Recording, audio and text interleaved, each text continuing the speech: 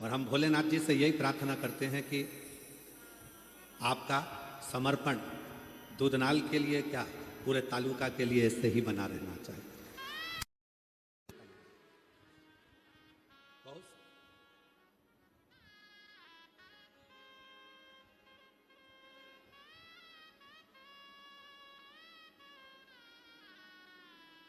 केवल गांव में रहना ही मूल नहीं है, गांव के प्रति अपना समर्पण रखना भी मूल है। केवल दूधनाल में रहना, उमरगा में रहना, धाराशिव जिला में रहना वो नहीं, अपना समर्पण भी होना चाहिए। कितना सुंदर कहा है।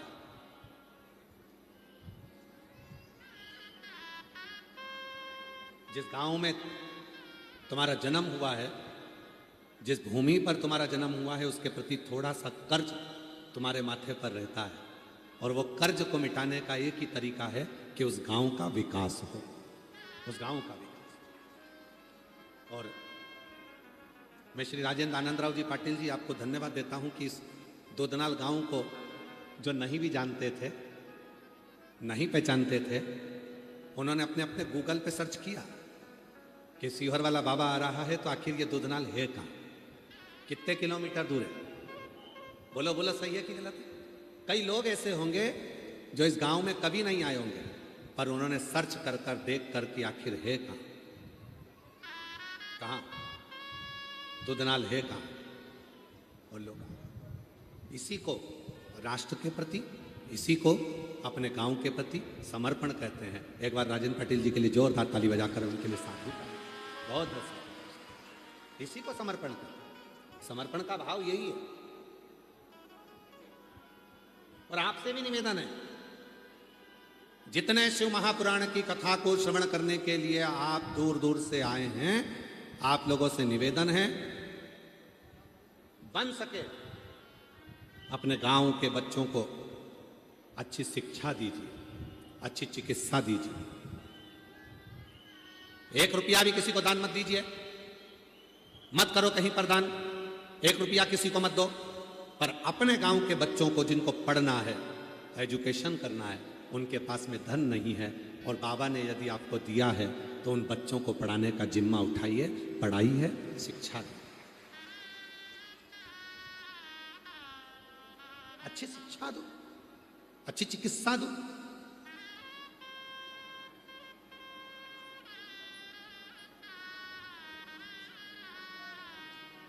हमको कल मालूम पड़ा राजेंद्र जी पाटिल साहब कि आप भी दूधनाल गांव के आसपास के बच्चों को, दूधनाल गांव के कई लोगों को सहयोग कर कर उनको शिक्षा, और उनको कहीं ना कहीं अगर मुंबई में आए हैं, आप तो मुंबई रहते हैं, मुंबई में अगर आए हैं और किसी को कोई चीज़ की ज़रूरत पड़ती है तो उनके लिए तुरंत तत्पर खड़े रहते हैं। उसके लिए हम आपको साधुवाद देते हैं। इन सब चीज़ों, ये तत्परता, यही एक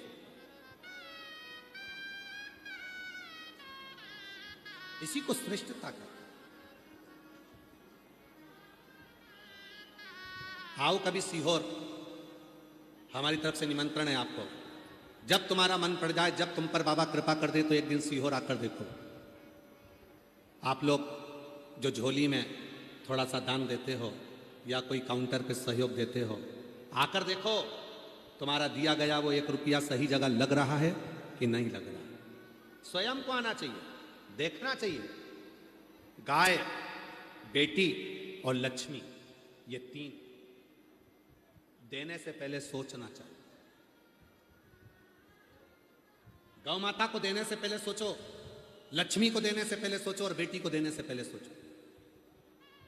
गाय, ऐसे ब्राह्मण को मत दे देना कि वो दूध के चक्कर में लेकर जाए, बाद में दूध देना बंद कर दे तो वो किसी को बेच दे। फिर वो बिकते बिकते गाय एक दिन कसाई के हाथ में पहुंच जाती है, और कसाई उस गाय को काटता है, तो गाय बेचने वाले को बद्दुआ नहीं देती, जिसने गौदान करा होता है बद्दुआ उसको लगता है। इसलिए गाय ऐसे को मत देना जो गौ माता का सम्मान ना कर सका। गाय देने से पहले कई लोग कहते हैं हमारे दादाजी चले गए, उनके निमित्त गाय देना है, कन्यादान में गाय देना है, इसमें गाय देना है। गौदान करो, मना नहीं है, पर गौदान उसको करो जो उस गौ माता का सम्मान करे, उस गाय की रक्षा करे।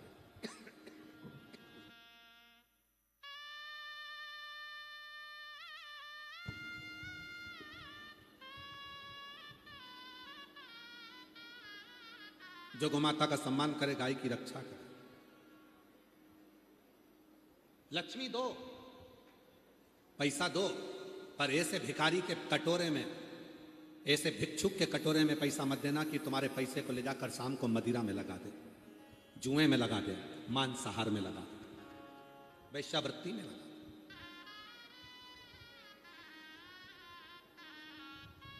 हमने कई लोगों को देखा है, दिन भर मांगते हैं, शाम को दारू की दुकान पर पहुंच जाते हैं।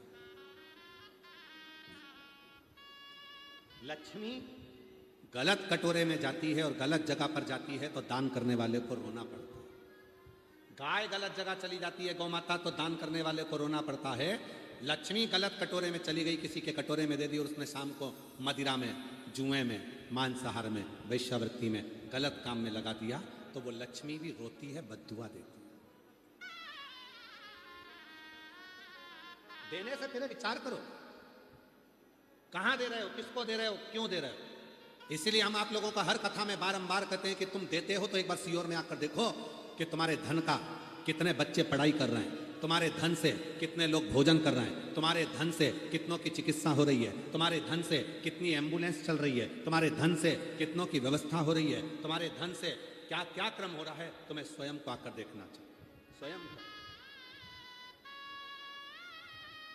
गाय को देने पहले, गौ माता दान करने से पहले विचार करो कि यह सही जगह जाए। लक्ष्मी देने से पहले विचार करो कि यह सही जगह जाए। और बेटी को देने से पहले विचार करो, बहुत बड़ा घर या बहुत सारा सामान, पेट्रोल पंप, डीजल पंप, बंगला, ये सब ना देखते हुए ये विचार करो कि जिस लड़के के साथ बेटी को ब्याया जा रहा है वो मेरी बेटी का आदर करे, सम्मान करे, सत्कार करे और उसको खुश रखे। बेटी को दुख होता है तो माँ बाप को रोना पड़ता है, गौदान करने वाले को रोना पड़ता है अगर गाय सही जगह पर सेवा नहीं हो तो, लक्ष्मी दान करने वाले को रोना पड़ता है अगर लक्ष्मी सही जगह ना पहुंचे तो, और बेटी का दान करने वाले को, कन्या दान करने वाले को भी रोना पड़ता है अगर बेटी सही जगह ना पहुंचे तो। देने से पहले विचार करिए, देने से पहले विचार करो कि सही जगह जा रही है कि नहीं जा रही। फिर निवेदन है मेरी जीजियों, करवद्ध निवेदन करूं आपसे, बड़ा बंगला मत देखना, बड़ी गाड़ी मत देखना। अगर बेटी को देना है तो बड़ा दिल देखना जिसमें तुम्हारी बेटी अच्छे से रह सके, खुश रह सके। अब बंगला तो बड़ा देख लिया, गाड़ी बड़ी देख ली, पेट्रोल पंप देख लिया, जमीन देख ली, और मालूम पड़े जिससे शादी करी थी वो लड़का रात को 1-1, 2-2 बजे नशे में धुत होकर घर में आ रहा है, तो फिर वो मतलब क्या मतलब? क्या करेगी बेटी उस धन का, क्या करेगी बेटी उस संपदा का? जब भी बेटी अगर कुछ बोलना चाहती है तो लड़का चिल्ला कर बात करता है, गुस्से में बात करता है, चिढ़कर बात करता है। क्या करेगी उस धन का? क्या चाहती है बेटी? मेरे पापा ने मुझे प्रेम किया, मेरी आई ने मुझे प्रेम किया, बस कुछ मत दो, कम से कम प्रेम से दो शब्द तो बोल लो। पर जब जब बात करती हूं तब तब चिढ़कर बोलते हो तो बेटी का भी दिल का छोड़ हृदय। ये जितनी मेरी जीजियां बैठी हैं, जितने मेरे जीजा बैठे हैं, जितनी मेरी बेटियां बैठी हैं, बेटा बेटे हैं, जितनी मेरी माताएं, बुजुर्ग माँ बाप जितने बैठे हैं, हम सब से निवेदन करते हैं, आदर के शब्द अपनी वाणी में लेकर। आज के जमाने में शुगर की बीमारी बहुत ज्यादा फैल रही है, हर व्यक्ति को शुगर की बीमारी है। कोई की शुगर ऊपर जा रही है, कोई की शुगर नीचे जा रही है। ये शुगर की बीमारी आने का कारण केवल इतना सा है, पहले के लोगों को शुगर की बीमारी नहीं होती थी। तिरुपति जाते थे, लड्डू खाते थे शक्कर का, इतना बड़ा बड़ा लड्डू 2-2, 4-4 खा जाते थे तो शुगर की बीमारी नहीं होती थी।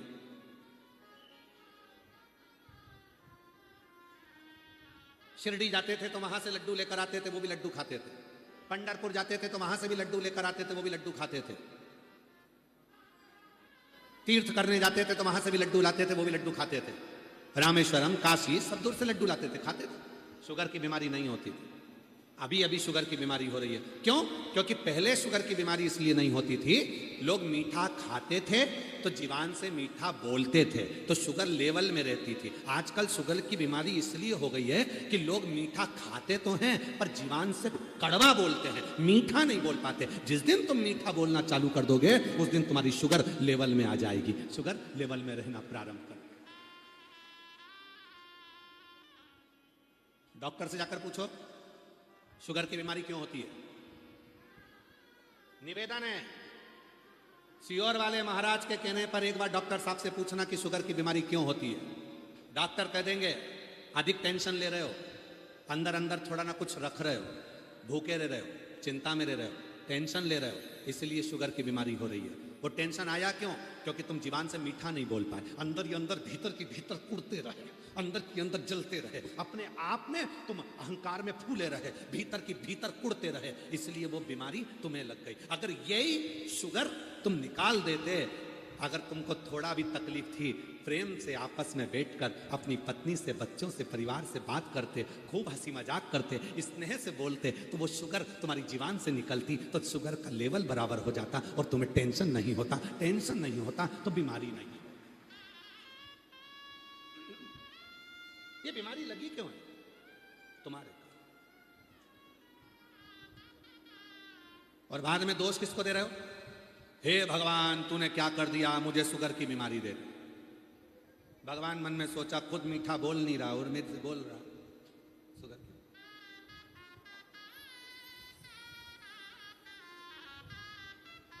अच्छा बोल, श्रेष्ठ बोल।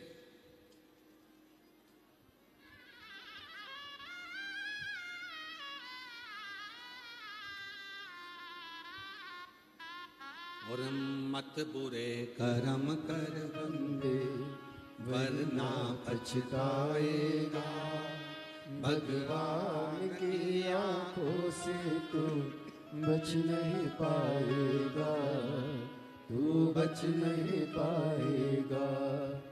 अरे ओ अज्ञानी मत कर नादानी, अरे ओ अज्ञानी मत कर नादानी। तेरे कर्म का फल भी तू ही पाएगा, जैसा किया तूने तेरे आगे आएगा।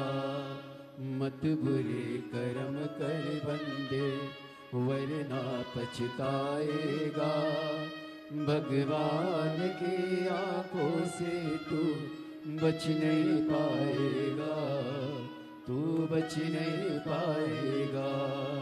अरे वो अज्ञानी मत कर नादानी। इस मिठास को जनमानस को दीजिए।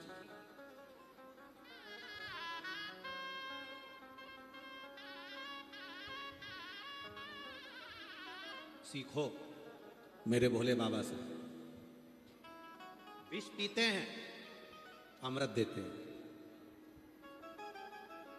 सीखो मेरे भोले बाबा से कि विष पीने के बाद भी प्रेम से कैसे बोल लेते।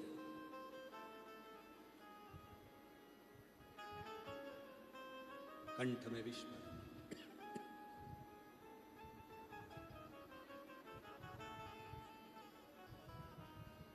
और कंठ में विष भरा होने के बाद भी प्रेम से कैसे बोलते।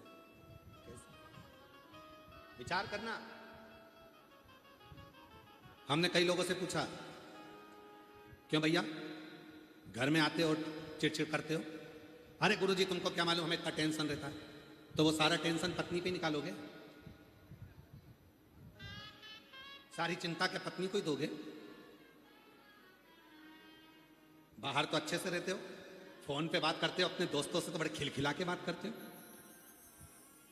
रिश्तेदारों से बात करते हो तो बड़े खुश होकर करते हो, और पत्नी से बात करते हो तो चिड़चिड़ करके करते हो।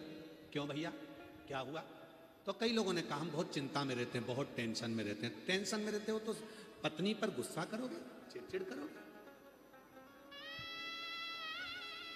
चिंता, टेंशन चिड़चिड़ करने से समाप्त नहीं होगा। तुमसे ज्यादा टेंशन, तुमसे ज्यादा चिंता तो मेरे देव अधिदेव महादेव को थी।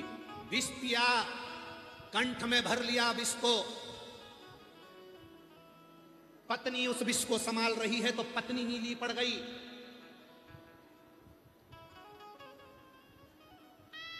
कंठ में विष,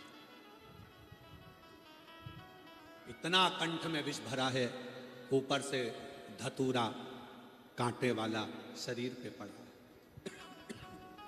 धतूरा, इतना विष।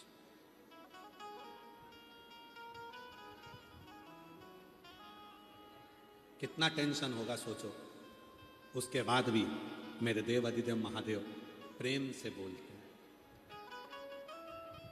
कर्पूर गौरम करुणावतारम संसार सारम भुजगेन्द्रहारम सदा वसंतम वृंदार वंदे भवं भवानी सहितं नमामि।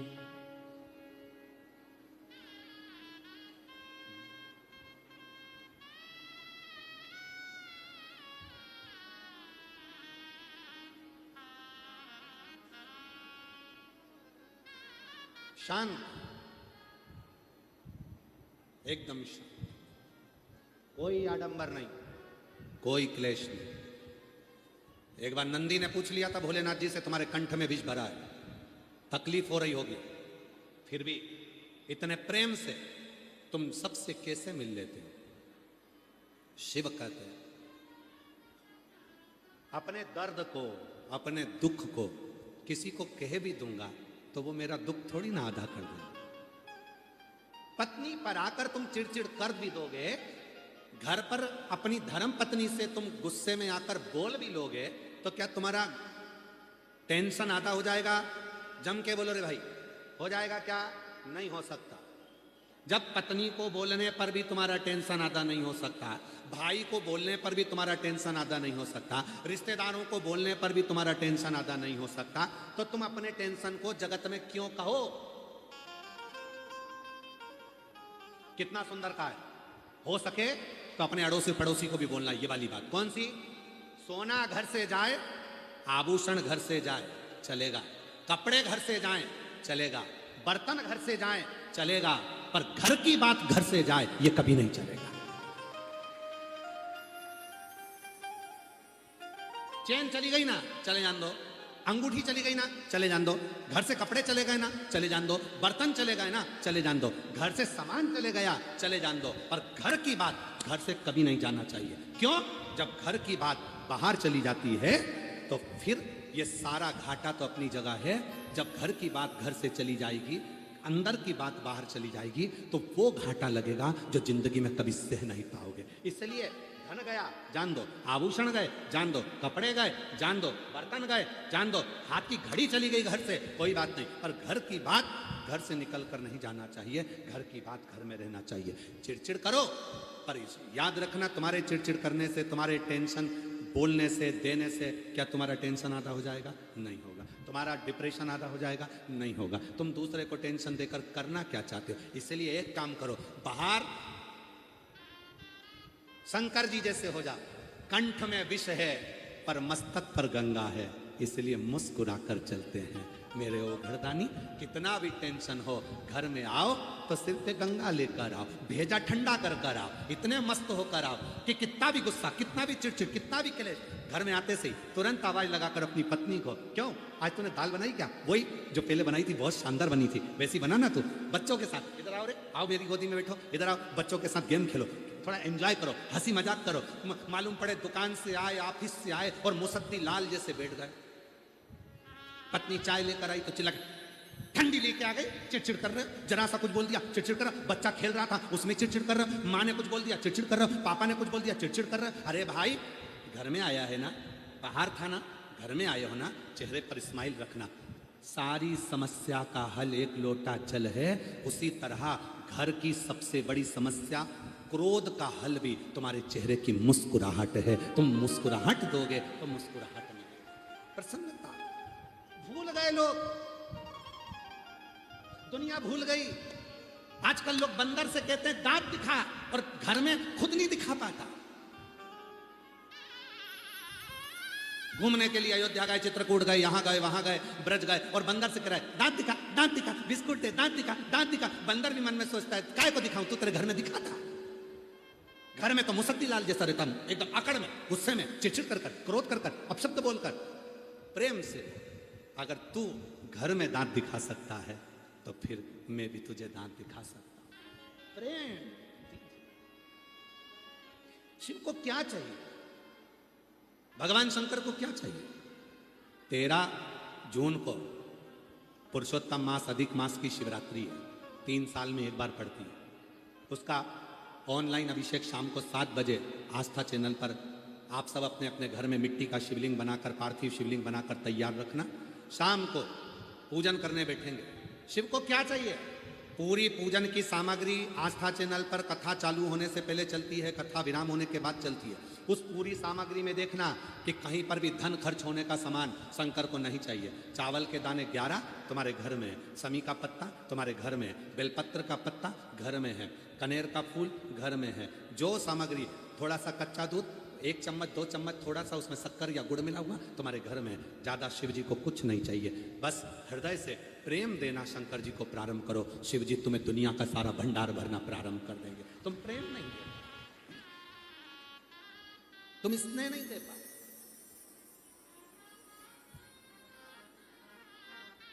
एक प्रेम की बात शिव महापुराण की कथा के माध्यम से, इस पत्र के माध्यम से, एक प्रेम।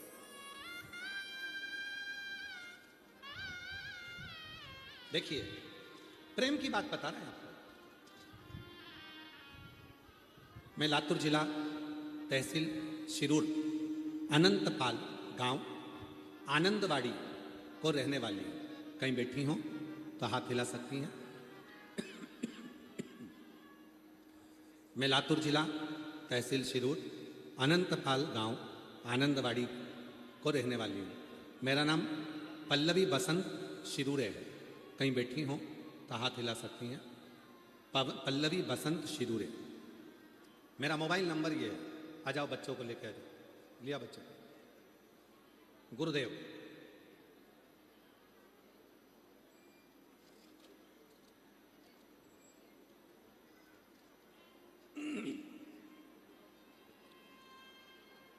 मेरी शादी को 25 साल हो गए थे। कितने साल हो गए? जम के बोलो। 25। मेरी शादी को 25 साल हो गए थे। मेरी शादी को 24 साल हो गए थे। मुझे संतान का सुख नहीं था। गुरुदेव, 24 साल शादी को हो गए, संतान का सुख नहीं।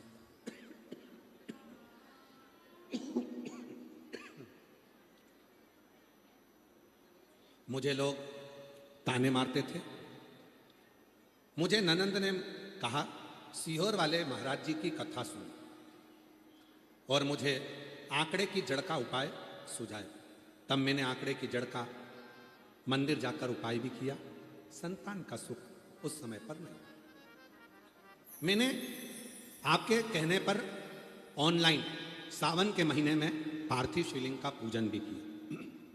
गुरुदेव, जब भगवान ने मेरी नहीं सुनी तो आप कहते हो ना, हिम्मत मत हारना।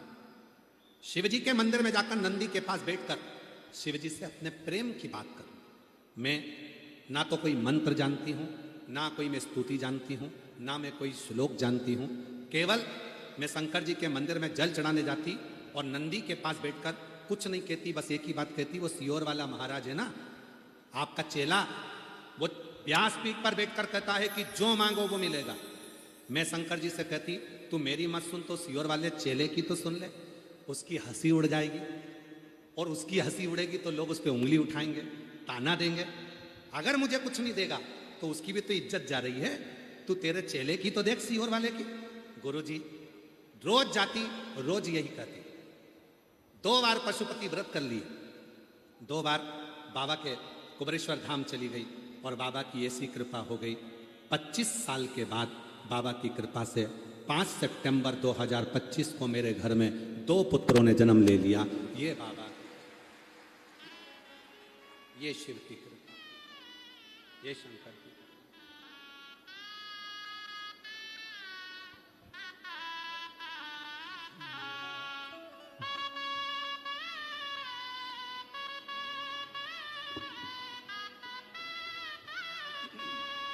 जो दिल से मांगोगे वो दिल से दे देगा, जो दिल से मांगोगे वो दिल से दे देगा।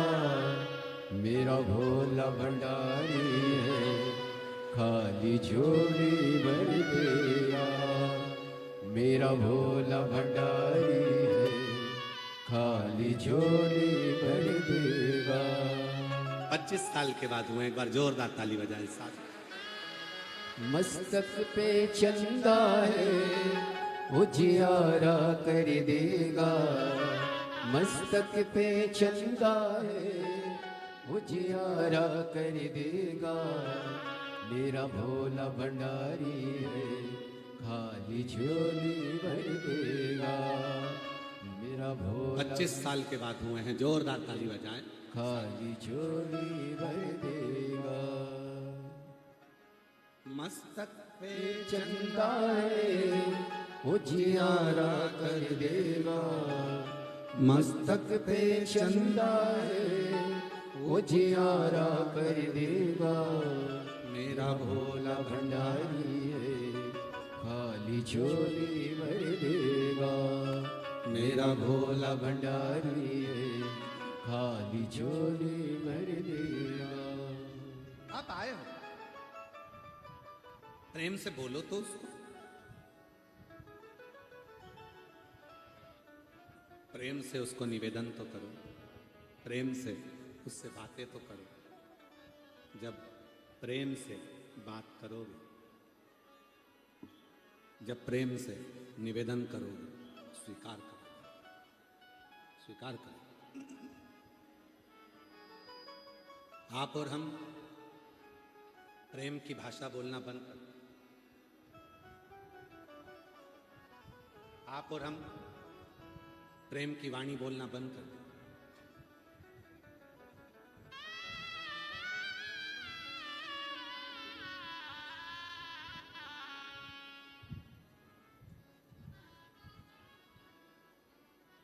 हमने अपनी जिंदगी को इतना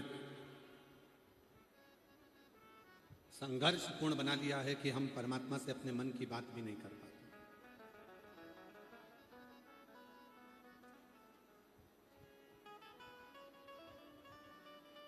हम परमात्मा से अपने हृदय की बात भी नहीं कर पाते। हमने अपने जीवन को इतना डिफिकल्ट कर लिया कि हम आपस में स्नेह से रहना ही बंद कर दिया। इतना डिफिकल्ट।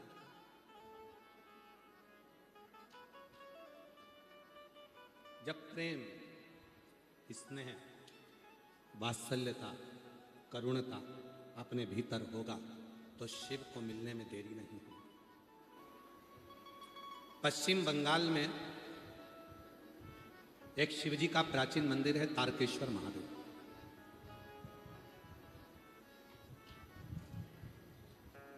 कभी बंगाल जाओ तो दर्शन करके आना।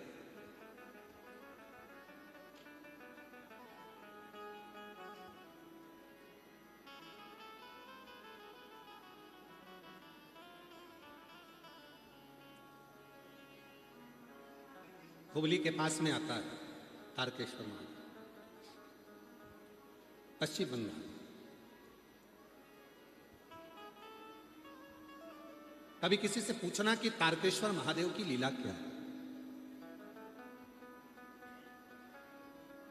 एक भगवान शंकर का परम भक्त हुए श्री विष्णुदास, शिवजी के परम उपासक थे, भोले थे, सीधे। और जो भोला होता है, सीधा होता है, सबसे ज्यादा काम उसी को बताया जाता है। सबको मालूम है मेरा काम ये कर सकता है, सीधा बोला विष्णुदास। पूरे गांव के लोग उसको काम बताते रहते और वो काम करता रहा। किसी ने काम को ये ला दो, हाउ, कोई ने कहा सब्जी ला दो, हाउ, कोई ने कहा मेरे दुकान चले जा, हाउ, कोई ने कहा मेरे यहाँ झाड़ू लगा दे, हाउ, कोई ने कहा मेरे यहाँ पोछा लगा दे। बहुत सीधा था, भोला था, और भोला का तो भोला होता ही है विष्णुदास, बहुत सीधा।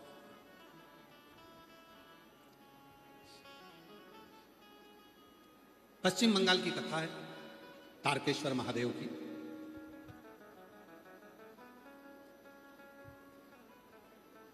सीधा साधा विष्णुदास शिव की साधना में लगा रहता भगवान शंकर।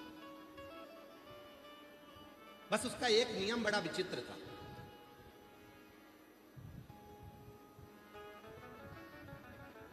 वो किसी मंदिर में नहीं जाता था, किसी शिवालय में नहीं जाता था, चलते फिरते, क्योंकि काम इतना सारा रहता था, हर एक व्यक्ति उसको काम बोल देता था, तो चलते फिरते एक पत्थर को उठाता था, कहीं पर भी रखकर उसी पे पानी चढ़ाकर, पत्ती तोड़कर चढ़ाकर चला आया।